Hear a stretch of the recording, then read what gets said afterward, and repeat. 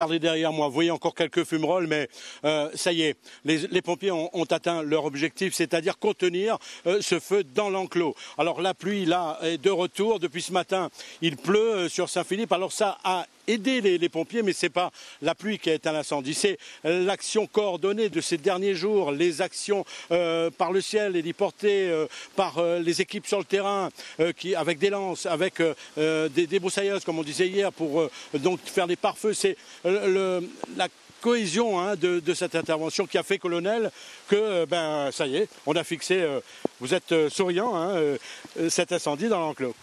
Effectivement, donc la pluie nous a aidés, mais on a mis en place un dispositif en prenant en compte tous les différents paramètres météorologiques, en mettant un dispositif donc terrestre, aérien en place qui nous a permis aujourd'hui de fixer le feu.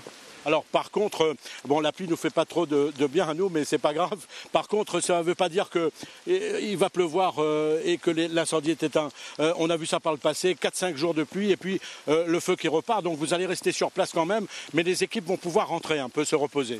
On a mis en place un dispositif qui est allégé de par la pluie, mais cependant, comme vous avez dit, un feu n'est pas éteint parce qu'on a souvent donc une couche d'humus, en quelque sorte, une couche de végétation qui permet encore la propagation. Et là, dans le cadre donc de ce terrain, ce type donc de lave, c'est aussi donc des laves souterraines qui peuvent entraîner la propagation de l'incendie.